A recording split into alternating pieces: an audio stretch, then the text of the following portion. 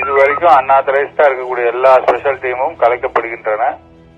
அதை எல்லாமே அவங்கவுங்க ஸ்டேஷன் போக சொல்லிடுங்க. DC special team, AC special team, COP special டீம்னு யாரும் எங்கேயும் போக முடியாது.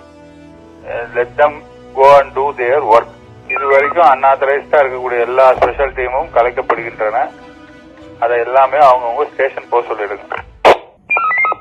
Mic 3 to all officers. உங்க எல்லாத்துக்கும் தெரியும் இப்ப எது பரபரப்பா போயிட்டு இருக்கு அப்படிங்கிற விஷயம். சோ அன்னைக்கே நான் உங்களுக்கு நிறைய இன்ஸ்ட்ரக்ஷன்ஸ் கொடுத்திருந்தேன். அத லெட்டர் அண்ட் ஸ்பிரிட்ல ஃபாலோ பண்ணுங்க.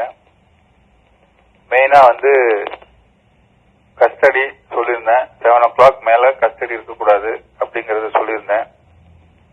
அதே மாதிரி ஸ்பெஷல் டீம்ஸ் யார செக்யூர் பண்ணாலும் அந்த ஏசியோட நாலேஜ் இல்லாம செக்யூர் பண்ணக்கூடாது. நீங்க பாத்தீங்க, அந்த DSP was suspended, all the police constables were arrested. நீங்க எல்லாமே பாத்திருக்கீங்க. Case is going to CBI. So இந்த நேரத்துல பிசிக்கல் அபியூஸ் அகைன்ஸ்ட் எனிபடி இருக்கக்கூடாது.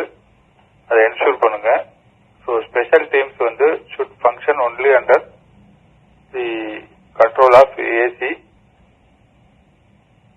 That to on need basis. ஏதாவது ஒரு கேஸ் கண்டுபிடிக்கிறதுக்கு ஸ்பெஷல் டீம் போட்டீங்கன்னா அதுக்கு ஏசிஸ் டிசிஸ் ப்ரொசீடிங் போடணும். அதர்வைஸ் அவங்க ரொட்டீன் ஒர்க் தான் பார்க்கணும் ஸ்டேஷன்ல.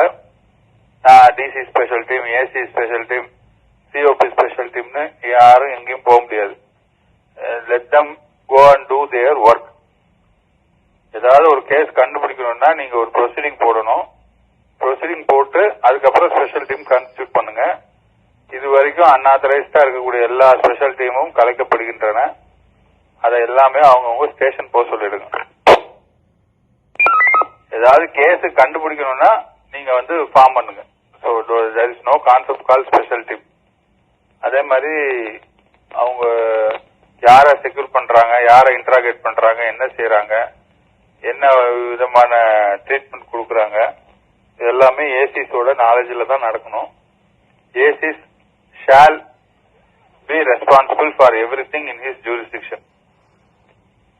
இன்ஸ்பெக்டர் தான் பாத்துக்குவாரு, கிரைம் டீம் ஐடபிள்யூ இன்ஸ்பெக்டர் பாத்துக்குவாங்க அப்படின்னு சொல்லி போறது இல்ல.